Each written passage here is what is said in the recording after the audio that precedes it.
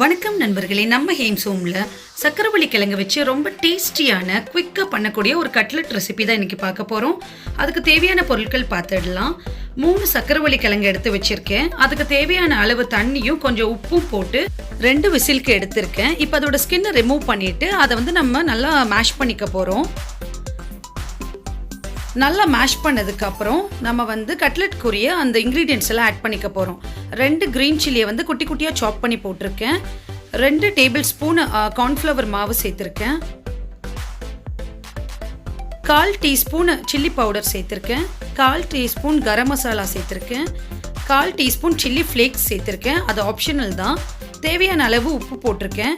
கொஞ்சமாக கருவேப்பிலையை க்ரஷ் பண்ணி போட்டிருக்கேன். 1/4 கப் கொத்தமல்லி சேர்த்துருக்கேன். இது எல்லாத்தையும் சேர்த்ததுக்கப்புறம் நல்லா மிக்ஸ் பண்ணி விட்டுக்கோங்க. இதோட இஞ்சி பூண்டு குட்டி குட்டியாக சாப் பண்ணி போட்டுக்கோங்க. அப்படி இல்லைன்னா அதோட பேஸ்ட் இருந்தால் அதையும் சேர்த்து நல்லா மிக்ஸ் பண்ணிக்கோங்க. நல்லா மிக்ஸ் பண்ணதுக்கப்புறம் நம்ம கட்லெட்டுடைய ரவுண்ட் ஷேப் செஞ்சுக்க போகிறோம். இந்த சக்கரவள்ளி கிழங்குல பார்த்தீங்கன்னா நிறைய ஃபைபர் அண்ட் விட்டமின் கண்டென்ட் இருக்குது. அதே மாதிரி சுகர் பேஷண்ட்ஸ்க்கு இதை ரெகுலராக எடுத்துக்கிற மூலமாக இன்சுலின் ரொம்ப இன்க்ரீஸ் ஆகும்னு சொல்கிறாங்க. ஸோ இது ரொம்ப ஹெல்த் பெனிஃபிட் உள்ள ஒரு ரெசிபி. பாருங்கள், நான் இப்போ கட்லெட் ஷேப் ரெடி பண்ணிவிட்டு இந்த மாதிரி மீதி உள்ள மாவுலையும் நம்ம ஷேப்ஸ் செஞ்சுக்க போகிறோம். என்னோட கிட்ஸ்க்கு பார்த்தீங்கன்னா அந்த சக்கரவள்ளி கிழங்கு அப்படியே கொடுத்தோன்னா அந்த லைட்டாக நாராக வர்றது அவங்களுக்கு பிடிக்காது. ஸோ இந்த மாதிரி செஞ்சு கொடுக்கறதுனால ரொம்ப டேஸ்ட்டாக விரும்பி சாப்பிடுவாங்க. இப்போ நம்ம இதுக்கு தேவையான அளவு எண்ணெய் ஊற்றி நம்ம சூடு பண்ணிக்க போகிறோம். எண்ணெய் நீங்கள் டீப் ஃப்ரை பண்ணுறதா இருந்தாலும் ஓகே, ஷாலோ ஃப்ரையும் பண்ணிக்கலாம். இன்றைக்கி நான் ஷாலோ ஃப்ரை தான் பண்ணி காட்ட போகிறேன். இப்போ நம்மளுக்கு ஆயில் நல்லா சூடாகிடுச்சு. ஸோ நம்ம ஒவ்வொரு கட்லெட்டாக போட்டு நல்லா ஃப்ரை பண்ணிக்க போகிறோம்.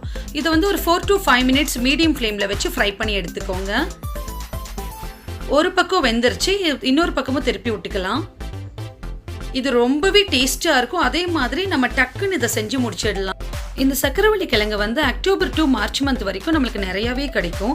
ஸோ கண்டிப்பாக அந்தந்த சீசனலுக்கு கிடைக்கிற அந்த ஃப்ரூட்ஸோ வெஜிடபிள்ஸோ நிறைய யூஸ் பண்ணிக்கோங்க. ரொம்ப நம்மளுக்கு ஹெல்த்தியாக இருக்கும். இந்த ரெசிபியை நீங்கள் உங்கள் வீட்டில் ட்ரை பண்ணி பார்த்துட்டு எப்படி இருந்துச்சுன்னு கமெண்ட்டில் சொல்லுங்கள். என்னோட ரெசிபி பிடிச்சிருந்தா உங்கள் ஃப்ரெண்ட்ஸ்க்கெல்லாம் ஷேர் பண்ணுங்கள். மறக்காமல் ஹேம்ஸ் ஹோமை சப்ஸ்கிரைப் பண்ணுங்கள். அடுத்து ஒரு குவிக் ரெசிபியோட உங்களை நான் சீக்கிரம் மீட் பண்ணுறேன். நன்றி.